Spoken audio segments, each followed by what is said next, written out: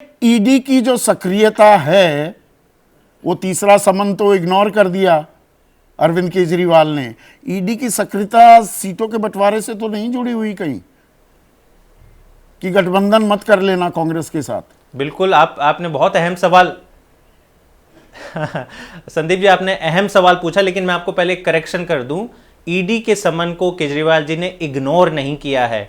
3 से 4 पन्ने का डिटेल्ड रिस्पांस भेजा है, जैसे उन्होंने पिछले 2 ईडी के समन्स पे भेजा था, और साफ साफ सवाल पूछे हैं कि देखिए, ईडी भी देश के संविधान से उठकर किसी को ऐसे ही समन्स नहीं भेज सकती है। कुछ अगर सवाल हैं अरविंद केजरीवाल जी के, तो उसके जवाब ईडी नहीं दे रही है। सिंपल सवाल पूछ रही है कि आप किस हैसियत से हमें समन कर रहे हैं, विटनेस के तौर पे या अक्यूज के तौर पे?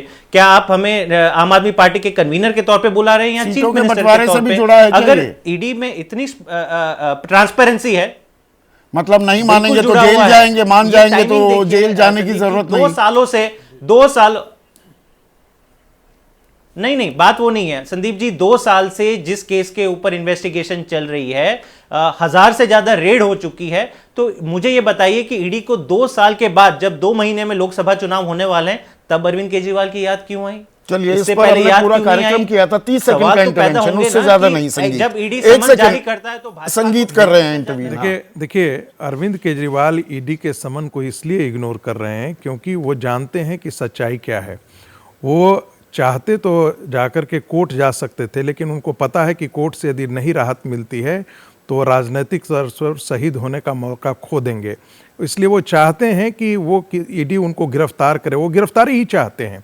और मुझे ऐसा लगता है कि आने वाले दिनों में आप अरविंद केजरीवाल तो कल तक यही कहते थे कि भाई ईडी बुलाए और समन जारी करे, समन जारी करे, और आप नहीं आ पाते हैं, शर्म होने की बात। ये तो श्रीमती सोनिया गांधी जी के लिए उन्होंने कहा था।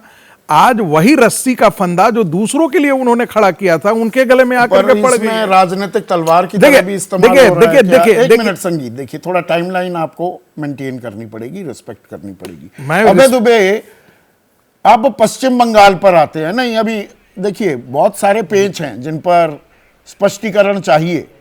पश्चिम बंगाल में अधीर रंजन चौधरी तो आग उगल रहे हैं, हम भीख थोड़ा मांग रहे हैं ममता बनर्जी से, हम 2 सीट तो पहले भी जीत लिए थे। तो ये सीधी दरार है या ये कोई वेल थॉट आउट प्लान है? संदीप जी, एक 10 सेकंड सिर्फ दीजिए, मुझे बहुत जरूरी जवाब देना है। भावना गवली को 4 नोटिस दिए थे ईडी ने, शिवसेना की एमपी थी। उसने कहा ईडी के पास नहीं जाऊंगी, भाजपा से मिल जाऊंगी। आज 2 साल हो गए, बताएं ना प्रधानमंत्री जी क्या हुआ? अजीत पवार का जुलाई 21 में एक प्रेस रिलीज जारी किया था ईडी ने कि सुनेत्रा पवार और अजीत पवार की 65 करोड़ की संपत्ति जब्त करते हैं, 826 करोड़ रुपए के घोटाले में संलिप्तता है। जब गले मिले मोदी जी से, उसके बाद चार्जशीट में से नाम ड्रॉप कर दिया उन लोगों का। ये प्रताप सरनाइक, भावना गवली, यशवंत यादव या लंबी फेहरिस्त है। वो ये मैंने कल पूरा कार्यक्रम किया है। वेस्ट बंगाल की, हाँ, पश्चिम बंगाल पर आते हैं। 1 मिनट संगीत, ऐसे नहीं चलेगा। वेस्ट बंगाल, देखिए, पश्चिम बंगाल में हम हर संभव प्रयास करेंगे कि गठबंधन हो इंडिया के दलों का। और अगर वहां ये गठबंधन की भाषा है, फिर से दोहरा रहा हूं, ये गठबंधन की भाषा है।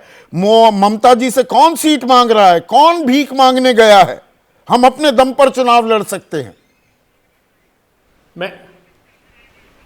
देखिए, राजा बरार जी ने पंजाब में बयान दिया, आपने वेस्ट बंगाल में बयान दिया, तो जो स्थानीय नेतृत्व है वो वहां पर आपको ये दिखाई देगा प्रतिस्पर्धा।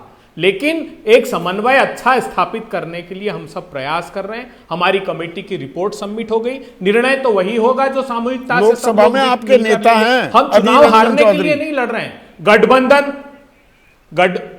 अधीर रंजन जी का की वॉइस है, मैं इनकार नहीं कर रहा हूं, लेकिन हम इंडिया के गठबंधन दल चुनाव जीतने के लिए तालमेल बना रहे हैं, चुनाव हारने के लिए कतई नहीं। जहां जो ताकतवर है, राहुल गांधी जी ने कहा था, जहां जो मजबूत है वो दृढ़ता से भारतीय जनता पार्टी के खिलाफ, इस अहंकारी सत्ता के खिलाफ लड़े, तो उसी को आधार बनाकर हम समझौता करेंगे। जैसे ही घड़ी का काटा दोपहर 2:30 पे आए, बबीता जी का दिल सास बहू साजिश के लिए मचल जाए। और ये है इनकी बहू, पूरे दिन ऑफिस की टेंशन हो जाए गॉन जब ये करें अपना फेवरेट शो फ्री टाइम पे ऑन। इनकी तरह आप भी देखें अपना फेवरेट शो अपने टाइम पर और डाउनलोड कीजिए एबीपी लाइव ऐप अपने स्मार्ट टीवी पर।